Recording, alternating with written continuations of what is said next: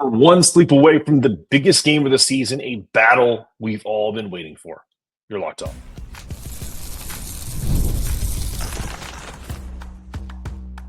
You are Locked On UConn, your daily podcast on the UConn Huskies, part of the Locked On Podcast Network, your team every day. Thanks for making Locked On UConn your first listen every day. We are free and available wherever you get your podcasts and on YouTube, part of the Locked On Podcast Network, your team every day. Before we dive into today's show, I want to take a moment to say how thankful we are for all of you. We appreciate all of your support.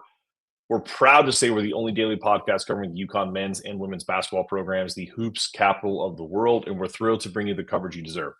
And to show that gratitude, we're giving back. We're donating 10% of our revenue to Husky Ticket Project, helping send kids to UConn games. Today's episode is brought to you by GameTime. Download the GameTime app, create an account, and use the code LOCKEDONCollege for $20 off your first purchase. Dan Hurley knows this St. John's team. In fact, there's probably a part of him that wishes his UConn team had their, quote, toughness and their tenacity, that raw, unapologetic edge that Shaka Smart described as violence after they faced off in Madison Square Garden. That word sticks, violence, not in the literal sense, but in the way that they attack the glass, the way they defend, the way they play like every possession is life or death. And they play like that under Rick Pitino. St. John's has become the embodiment of what that mindset is, a team that's not just winning, but suffocating their opponents into submission. But you know what? Dan Hurley doesn't want to be Rick Pitino. He doesn't need to be. Because what Hurley has done here is something different, and it's something special. It's raw. Sometimes it's imperfect. Sometimes it's been boiled down and bogged down in adversity. Most of it contrived by media and those on the outside. He's got a team that's been called soft even by himself and by fans, been booed at home, been told they're not meeting the standard, the same standard that's been etched in banners hanging in the rafters, a team that's heard, you suck on defense. Maybe there's less of this. The championship program was built with men that ran everywhere, right? Adama Sanogo ran everywhere. Jordan Hawkins, he ran everywhere. Andre ran everywhere. Isaiah Whaley, the wrench.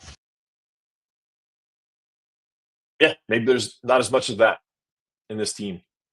And it hasn't been like that all year.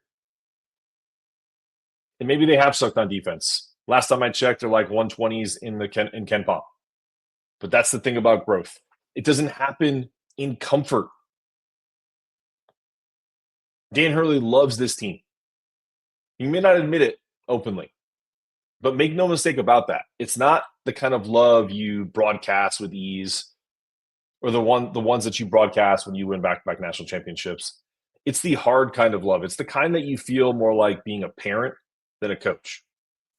See, last year's team, that was like raising a kid who graduates at 16, heads up to college, never looks back, and they're independent, fully formed, just an anomaly. They didn't need much hand-holding. They could have probably emancipated themselves from, Hurley, and they'd still have won a national title. Probably not. But this year, this team needs nurturing.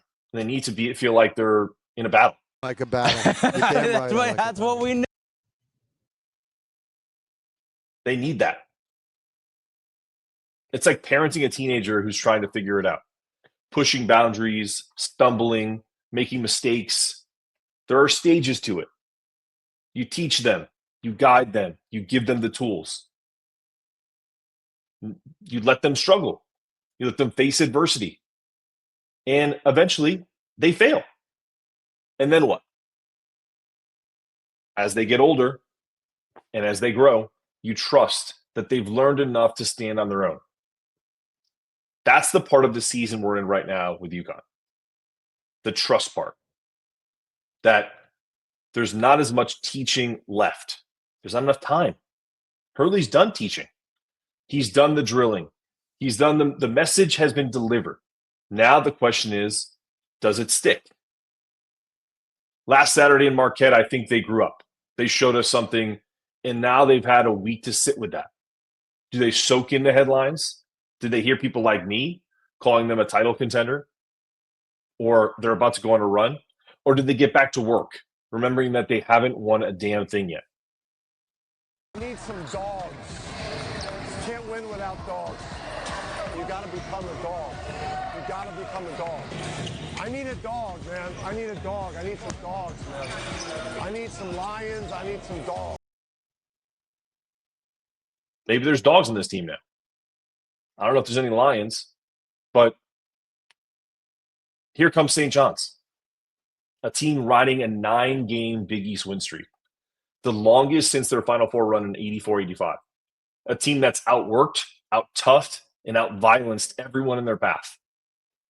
And listen, Pitino's having a blast. His comment, "This has been so much fun," he said after the win over Marquette. Seeing the Garden explode like this, so much fun. Yeah, but Rick, it's fun when you're winning. But Friday night, it's UConn's turn. $2 Miller Lights flowing. And Rick, I don't think you've seen a rabid, drunk fan base like UConn's. So buckle up. This isn't just about basketball. It's about identity. It's about pride. It's about UConn as a team that's been told they're not good enough, stepping into that building and proving otherwise. Because while St. John's fans were chanting, "We want UConn," after their win the other night, Pitino even brushed that off. I think they were drunk. Maybe they were. But I can guarantee you, come Friday night, they're going to be drunker because we're going to try to punch them in the mouth, and those $2 Miller Lights are going to be flowing like wine. Dan Hurley's been called a lot of things. Too intense, too emotional, too much. You know what I call it? Passion, fire. The kind of fire that burns so hot it can either consume you or forge something stronger. Hurley's not changing. He's not dialing it back. And why would he? Why should he? To quote him, "Isn't that what we love about sports?" Yes, Dan. Yes, it is. And I don't want a coach who's gentlemanly on the sidelines. I want a coach who's fighting like his life depends on it. That his next meal depends on whether or not they win this game. Because sometimes it feels like it does. So Friday night isn't just another game. I feel like it's a reckoning. It's UConn's chance to say, "Oh, you thought we were soft. Watch this." It's about showing that everything Hurley has poured into this team wasn't for nothing, and that this pursuit of a three-peat is still alive. Because St. John's may be violent, but we're relentless. And to quote Hurley himself, only one of us is going to walk out feeling good. The other, they'll be out in a bad way. Let's make sure it's them.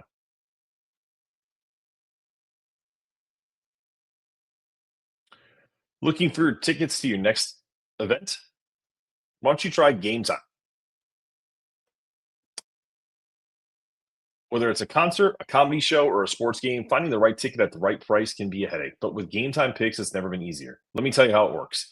GameTime Picks, you put the app, it does all the work for you. It curates the best deals so you don't have to waste time searching through endless ticket listings. I've been using GameTime Picks for a while now, and here's why I love it. The curated deals make it super simple. Great prices, no more sifting through thousands of options. I recently grabbed a super deal for a prime seat, and I couldn't believe the value. It was an absolute steal. The seat view feature is a game changer. Before I hit buy, I can see exactly what my seat looks like in the venue, and it's extremely reassuring. And the best part, you're covered with GameTime's lowest price guarantee. If you find a better deal somewhere else, they'll refund you 110% of the difference. Plus, your tickets are guaranteed to be delivered on time with easy cancellation options if something comes up. Ready to make your event even better? Download the GameTime app, create an account, and use the code LOCKEDONCollege for $20 off your first purchase. Terms apply. Again, that's LOCKEDONCollege for $20 off. $20 off. Download the GameTime app today. Last minute tickets, lowest price guaranteed. All right, you're back on Locked On UConn. I hope you're as fired up as I am. And let's bring in my co-host, as always, Dan Meheen, to the program. Dan, owner, founder, Exit 68. I hope everything resonates well with the folks that listen to our podcast on a regular basis. That this game is, we've talked about it being an inflection point, whatever you want to call it. This is the biggest game of the season. St. John's is coming in, riding a 9-game winning streak in the Big East. They are it's the longest since 84-85. They are being talked about. They had articles in the New York Times. It's kind of like the reverse of what what we've had lately, right? Where everyone is fawning over Pitino and St. John's. And I mean, I got to think that Dan is going to be using some of this as fuel too, to kind of get this team ready. The one thing I did say in the monologue, and I want to ask you a quick question about it, is this team has been off for essentially a week now, getting prepared for this game. They could either go one of two ways. They could not listen to us on the podcast saying that we're going to go on a run, read their press clippings, and get back to work and be ready for this game, or they could rest on their laurels. What do you think's going to happen tomorrow night? There is no shortage of motivation for this team. They are 16-6 coming in. They're playing the number one team in the conference. The Godfather, Rick Pitino, is going to be in a slick suit on the sidelines. They don't necessarily need this game, but it would be a very good helper on their resume. This is a team that's fighting for seeding ground right now. If they lose this game and let a couple others slip by the rest of the schedule, like they're in danger of missing the tournament. If you beat the number one team in your conference, it brings them within a game of first place. They'll be in second place if they get this win, so they get to chip away at the conference leader. But yeah, I don't. UConn's going to get healthy. Hassan Diarra's been banged up. Solo Ball's good to go. Alex Caravan's been playing a lot of minutes. They get Liam McNeely back. Who knows if there's some challenges bringing him back into the fold. I'm sure they're trying to figure some things out at the Worth Center this week in practice and try to just ingratiate him back into this lineup. He's been out over a month. Who knows if he's going to be on a pitch count, on a minutes restriction coming back. I'm imagining that he will start. He didn't play the last game. He's been out a full month. I would expect him to start in a game of this magnitude. I expect him to want to start. I don't think that they will. Jalen Stewart's been great filling in, starting the last 6 games, but I would like to think that they're not going to make 2 changes. One, Jalen going back to the bench, and also, maybe Liam coming off the bench. I don't think they would do that to him. Too weird. Right. But yeah, I mean, this crowd's going to be rocking, man. $2 Miller Lights. We're going to have a pregame at Ted's Bar, you and I, before the game. Yep.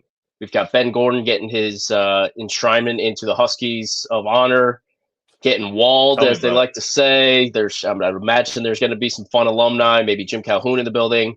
No shortage of motivation for this team to come out ready to swing 8 p.m. at Gamble. Almost like when I heard Alex say this on our buddy Jared's podcast, the Connecticut Scoreboard podcast, talking about how there was no way they were losing that game. He said it in the post game too, but no way they're losing that game with Cam and Andre sitting behind their bench.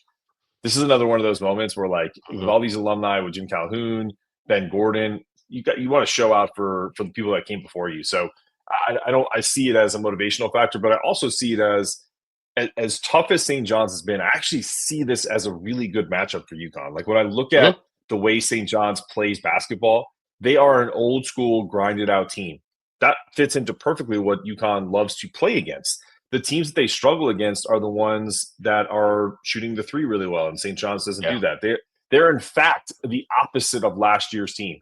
They are 15th in Ken Palm right now. They're the fourth ranked defensive rating team in the country, and they're 73rd in offensive efficiency. So this is a kind of a perfect setup for UConn. Their defense, which is getting better, is not playing one of these elite offenses. Like, I hate to break it to people. I know Marquette struggled, but that's because UConn played pretty good defense too. That is going to follow through in this game. And then on top of it, you really don't have a bunch of snipers on the St. John's teams. You have some really great bucket getters. You have RJ Lewis, you have Kadari Richmond, Zuby Ejiofor is a good player, and he honestly can step out and shoot the 3 on occasion. So, but this just isn't a team that scares you, that can kind of run away from you. And so, unless they're turning the ball over. So, I'm going to ask you this: Does UConn have any issues with this pressure on defense that St. John's likes to implore? Not necessarily like pressing, but just the pressure they put on you. Considering they just played a Marquette team that does the same thing and give up 25 turnovers. There's a lot of similarities between Marquette and the St. John's team. This St. John's team's defense is more physical. They're a better defense overall than Marquette's was. Their guards are huge. They are grown men. They're experienced. They played a lot of college basketball. Kadari Richmond's been in this conference for 5 years. Like, he knows what the Big East is about. He brings physicality and sets the tone for that defense. They're not huge. They don't have any 7-footers. They've got like 6'9" is their tallest guy down low. So maybe a Terrace Reed game, maybe there's a lob game, but these guys are physical as hell. This is the 4th ranked defense in the country for a reason. Like you said, they don't have many snipers. They might not even have one. I've watched a lot of this team's games this year. Their game against Marquette, both teams coming, oddly enough, UConn and St. John's both coming into this game, coming off of wins against Marquette. So there's going to be plenty of film to look at, plenty of scouting material for this team to dig into. But that Marquette St. John's game was ugly. The UConn Marquette really game, at least there was some great shooting on UConn's behalf. St. John's, similar to Marquette against UConn in the St. John's Marquette game, they were just begging to let Marquette back into that game, just clanking free throws left and right all game long. It wasn't just one stretch. It was a full 40 minutes of just clanking free throws. They're as a team, they shoot under 70% as a team. They do have, I mean, RJ Luis or Lewis, sorry, the way they spell that, I want to say Luis because I'm Cuban, so that's what it makes me think about that. But so he shoots 74% from the free throw line. Simeon Welcher is 85%. Aaron Scott 87%. But the guys who typically get fouled a ton, which is Gary Richmond, shoots under 50% from the free throw line, and Zubi Ejiofor is under 70%. So he actually has a pretty decent stroke. So it depends on, like, it kind of reminds me of the Marquette where, like, some of the guys that normally shoot free throws well didn't. So who knows? Maybe it's just like an epidemic right now that these teams are going through. They get to the line 30% from three. They get to the line a ton because they see contact. Yeah. So this defense is the story of this St. John's team. Make no mistake about it. Like, we went into the Marquette game and we saw on paper there were some holes and some things you could attack. Not only just as this offense attacking a defense, but defensively, what can you key in on and try to plug a few holes, maybe let a couple other things slip through. But at the end of the game, if you plug the right holes, you're probably going to be victorious. Same thing with this St. John's team. Like, let's be very honest. They can't shoot a lick. It's St. John's and Michigan State. They're like the two top 25 teams that just have glaring holes on offense. If you can just be physical enough on defense to keep they're really good 2% team in the paint. They make a lot of those. Like, their bigs are just physical, and that's where they get their points, and then they shut you down on defense. That's how this team is winning. I'm just going to run through a couple stats just to kind of give you a feel for what this team does physically and defensively. So UConn, we got Liam McNeely back. St. John's, UConn, both coming into this game after beating Marquette, riding high. St. John's 3 losses this season are by a combined 5 points. So the games that they're winning close with physical defense, and the ones that they've lost against Baylor, Georgia, and Creighton just by 5 points. Similar to our last 3 losses by just 11. So both these teams primed to play. I think it's going to be a close game. Johnny's riding a 9-game conference winning streak. That's the longest since 84, 85. That team had 6 NBA players: Chris Mullin, Walter Berry, Mark Jackson. So it's been a while since this team's been back on top. 29.6% from 3. That's 344th in the nation of 364 Division I teams. 69% from the line, 286 in the country. Their defense is elite. They've only allowed 80 points once all season, and that was in a 2-overtime game versus Baylor. Not one of their opponents, I say this again, not one all season through 23 games has shot over 50% from the field. That's something that UConn does to people often. Against Marquette, they shot almost 60% and 50 from 3. I don't expect that to happen in the St. John's game. Anything's possible, but this is a really good defense. 9.5 steals a game. That's top 20 in the nation, and 6 blocks. So one of my favorite stats in basketball, stocks, which is steals and blocks, they're averaging almost 15 a game. They've been out rebounded just 6 times in 23 games. Like we said, they're physical. Something that this UConn team has kind of grown akin to too much is getting out rebounded, especially in these Big East matchups. This is what St. John's does well. Something that we've seen against in the Creighton game, it's one of the reasons we lost was allowing second chance baskets. The ball sometimes after it hits the rim, hits the hardwood before it hits our players' hands. Can't let that happen in this game. We got to be physical. I'm really hoping this is not a James Breeding game, but I would be shocked if it wasn't. I'd imagine he will be on the court. Because he was in the Providence Creighton game, so I would imagine they deductive reasoning. He's in town. He's probably on his way to stores as we speak, and he's probably going to be at a hotel and he's wherever they probably put them staying where up. you are. He's gonna hang out with me at the Graduate. I'm gonna buy him a drink and be like, "Listen, bro, take it easy on our boys tonight, would you?" Yeah. But one thing I will say, well, two things before we get into like the officiating and stuff like that, because I'm not going to talk about it much. But I will say that you're definitely going to see how this game goes. The story will be told how this game is officiated, because like for example, if there's not a ton of fouls called initially, and they allow St. John's or UConn to be physical, I think the edge goes a little bit to St. John's because they're bigger than us. From a perspective of they got 6-7 guards everywhere, 6-8 guards, and even their bigs like Zuby Ejiofor is probably the same size as Terrace, but Sampson plays a bunch too. And so what I wanted to get into that point of, because rebounding is going to be such a big key factor in this game, I wouldn't be surprised as long as Terrace is playing UConn basketball, not Terrace Reed in his mind how great he is basketball. That hasn't happened in a while. Like, he's really kind of locked back in.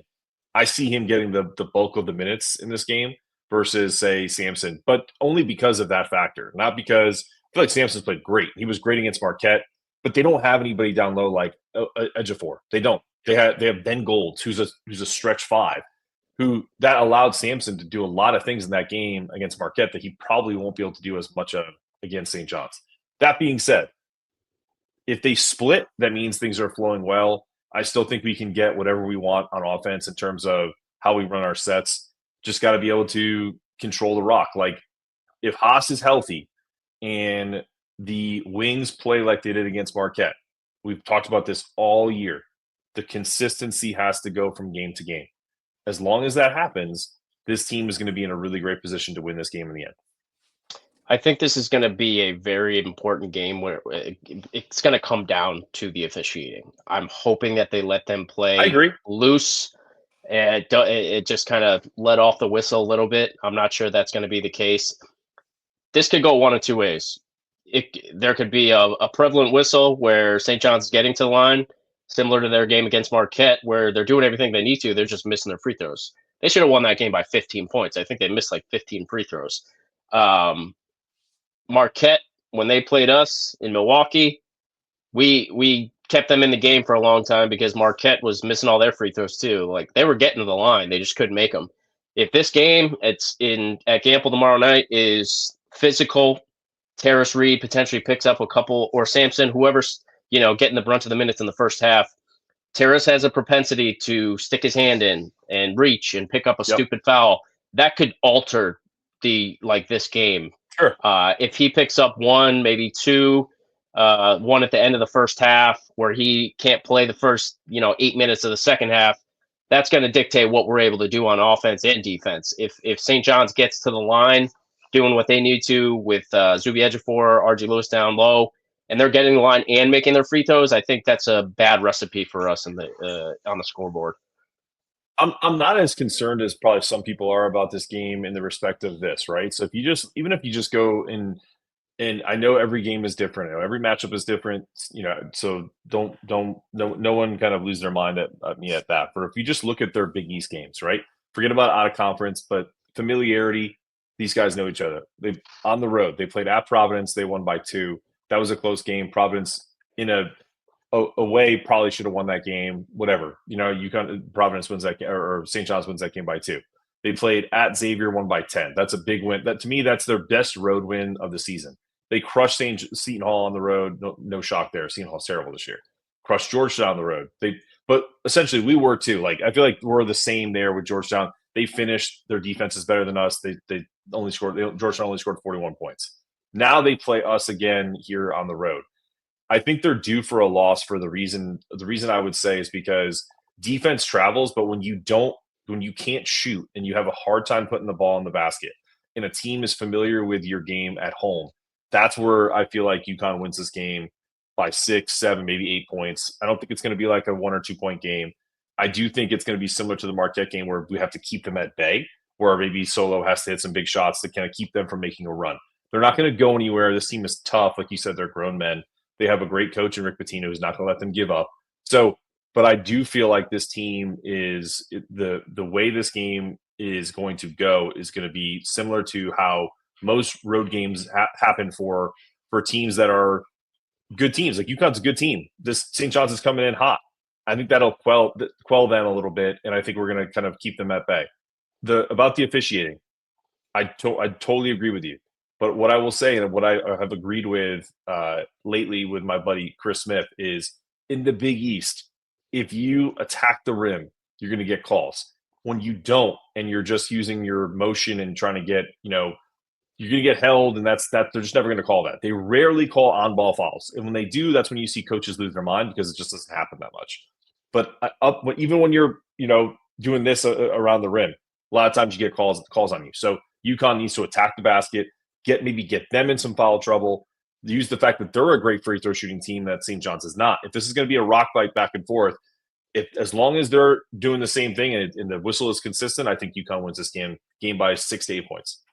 I agree. I think it's going to be like a game in the low 70s, and I think UConn wins by 2 scores. 6-8 point game, like you said. I think UConn has the upper hand here. St. John's has played a lot. They've don't get me wrong, they've had some 20-point wins over some of the lesser competition in the conference. Like they've blown some people out, but they've played a lot of close games against Providence, Marquette, and I just think that UConn's high octane and efficiency on offense is going to be the difference in this game. I think UConn can do enough defensively to slow these guys down. Even if St. John's, like we've seen UConn win games on paper that they probably should have won by 20, but because their defense kind of fell short in some games, they only win by like 6-8 because they shoot 55, 60% some nights. Like their efficiency is always there.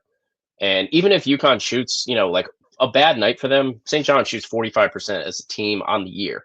That's a bad night. That's an off night for UConn. Like that's a luxury that this offense has because they operate so efficiently. Like the offense is something they can always fall back on. Even if they're getting held coming around ball screens, Dan Hurley's made complaints that we get held constantly. And I think you got to run through some of those screens. Some of these guys need to be tougher doing that. Break a guy's arm coming off a screen so he doesn't do it again the next time down.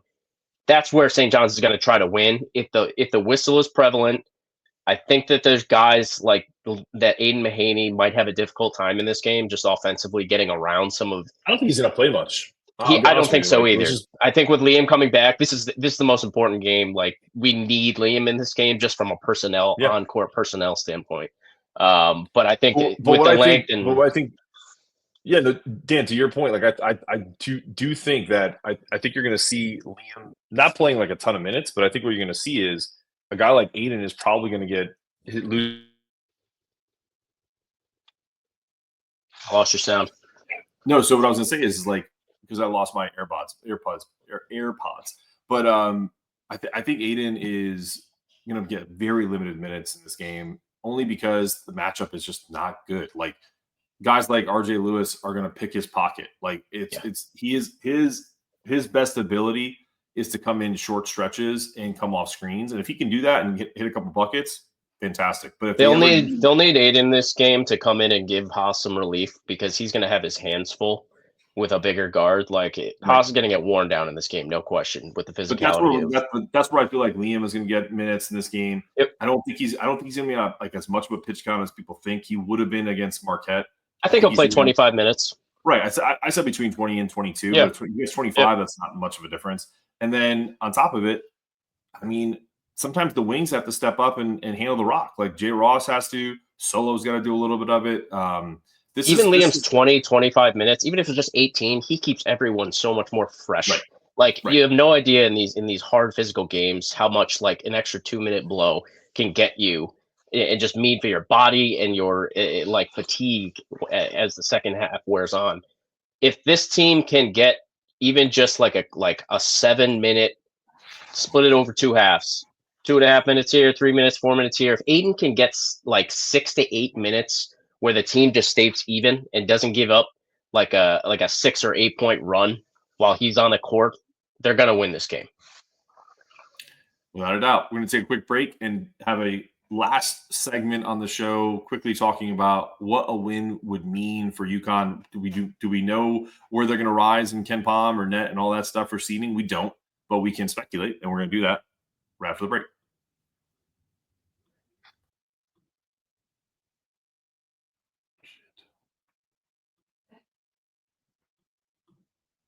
The big game is almost here, and there's no better way to make it even more exciting than with PrizePicks, the best place for daily fantasy sports. With over 10 million members and billions in winnings awarded, PrizePicks makes it fun and simple to get in the action. Here's how it works. Pick more or less on at least 2 players and their projections, and if you're right, you can win up to 1,000 times your cash.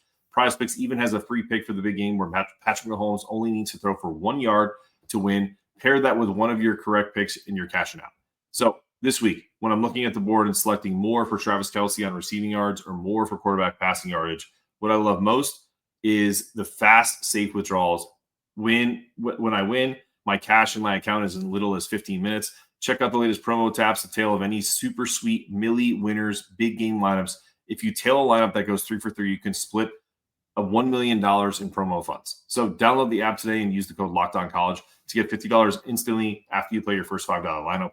That's code LOCKEDONCollege for $50 off or $50 instantly after you play your first $5 lineup. PrizePicks, run your game.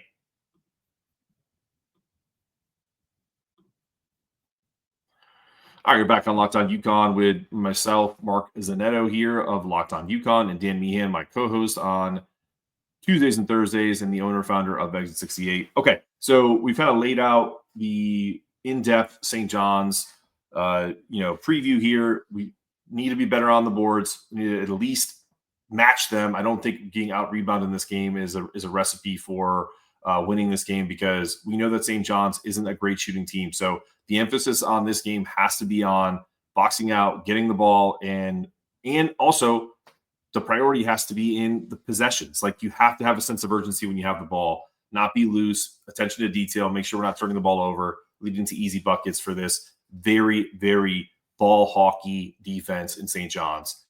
But I ask you this question. What would this win mean for UConn if they were able to win it, and especially if they were to win it convincingly? It's just a total confidence booster. You get Liam McNeely back. You beat the number 1 team in the conference. So St. John's team, they sit atop the Big East standings. They're 20-3, 11-1. Don't give Rick Pitino any more, confidence in this team than they already got. Like they're flying high. Like you said, they're probably due for a loss, but I think St. John's can take this loss against a, call them trending in the right direction type of team like UConn and be okay. Mm-hmm. Right now, our buddy Evan Mia on his new team resumes feature on his website has St. John's as the 6th best overall team. They're currently slotted as a 1-2 seed right now. They can afford a loss. I think that's a little high. I think they fall probably to 3 or 4 by the time the season's over, but they can afford a loss more so than we can. If UConn gets this win against the top 15 AP team, they're trending in the right direction. They'd have beaten 2, top 15 teams in a row in a Big East that's starting to look better, week to week. You've got Creighton. It started as a 3-bid league. It might be 5 by the time we're all said and done here, but this would be the 5th. So you would have. It's probably going to be 4. It's probably going to be St. John's, right? UConn, St. John's, UConn, Creighton, and Marquette. Marquette. Yep. Yeah, probably not 5. So UConn currently, if they get this loss, they move to 16, and that's 7 losses. They would still have 3 or 4 more games before the Big East tournament where, they can get another 2 losses the rest of the way. If UConn ends up with 10 losses, like, you're not making the tournament. Don't make that. Honestly, dude, like, I'll push back on that and say there's a possibility, and I've talked about that. They'd be maybe on the bubble, but do you want to, like, I think it's one of those, like, do you want to be comfortable and, like, you win this game, sure, and if you lose one down the stretch, maybe you win this game and you're in the tournament. But you buy yourself a lot more leeway the rest of the way. Right. If you lose this game and then they lose, like, let's say to Creighton on the road, but they win out, they beat St. John's at Madison Square Garden or whatever, because there's still more, bigger games left. This isn't the last one. Nope. They're still going to win, but they'll still get in the tournament. But if you lose this game, if you lose at Creighton, if you lose at St. John's, then you're out because you only play Seton Hall, and then you'd have to essentially make the final of the Big East tournament and then kind of like sweat it out or whether or not you're going to make it. But I just don't see them. I see the tournament committee not valuing the Big East the way they value some of these other conferences. But what I do know that they value is, how many times have you seen Michigan State be an awful middle of the road team or even at back end of the Big Ten, and they somehow find themselves into an 8 or 9 seed? So I know it's Well, different. that's what It's you're apples, talking about. apples to At oranges. this, sure. At worst, UConn drops, 3-4 games the rest of the way. They're at risk of not making the tournament. If they win this game, they're probably in. Who knows? Yeah. And then the seeding will fall where it falls, depending on some other things, some outside factors. But the rest of the way, you've got this game against St. John's. Then you go to Creighton in 4 days, at Seton Hall, so 2 away games in a row. Then you're at home with Villanova, travel to Madison Square Garden, then Georgetown, Providence, Marquette, and Seton Hall to finish off the year. So you got plenty of time here the rest of the way to carve out some nice wins for yourself, both in the conference and then Selection Sunday. Like, there's a lot of chips that need to fall. Talk about Michigan State. They've had 2 bad losses in a row. That team's starting to kind of show some chinks in the armor. Some of these SEC teams are starting to beat each other up. If some of those teams that who are just like ratings darlings, like teams like in the Big 12, I don't think has played quite up the snub as people had hoped in the beginning of the season. Some of the teams like, Houston's played great. They're a ratings darling, but Kansas had some rough losses the last few weeks. I think that team is going to continue to drop a couple more. If UConn can trend in the right direction, get this win tomorrow night, have Liam McNeely back for the rest of the way, like, I think there's a very real chance that UConn might only drop 1, maybe 2 games the rest of the way if they're playing the way that they should be. They're trending in the right direction. So I think UConn, at worst, just to go back to my point, could they miss a tournament? Sure. I don't think they will. But they can build if they play the right way and finish the season off, maybe go win a Big East championship, they can get back to a 3 seed, no question. With some of these other SEC teams kind of dropping a few along the rest of the way. What I'm gonna not is this isn't you. What I push back against how the seeding works is, and I know that what Evan Mia is trying to do, Evan Miyakawa is trying to kind of do away with the quadrant system and everything that goes with it, and kind of do the overall resume. But when you start to look at the quad 1 wins for UConn versus what St. John's has, and the fact that St. John's has, in his rankings, is like the 6th best team and potentially a 1 or a 2 seed, I'll just be honest, and I'll tell him to his face because I like him and he's a good dude, but that's laughable to me. Because when you look at, I know it's the totality of it all. They have 1 AP top 25 win. They're 4-3 in quad. Well, they're 2-3 in quad 1 wins. They're undefeated in quad 2, quad 3, and quad 4. The issue that UConn has had with this is the 2 losses in quad 2 and the 1 in quad 3. And unfortunately, that quad 3 loss is the Colorado loss, right? And it looks awful. But it also happened essentially in a preseason tournament. So if you're talking about totality of the resume, not just, each win holds this much weight like the quadrant system does, then why would UConn be so much lower than a team like St. John's who, just look at Vegas. I guarantee UConn's favorite in this game.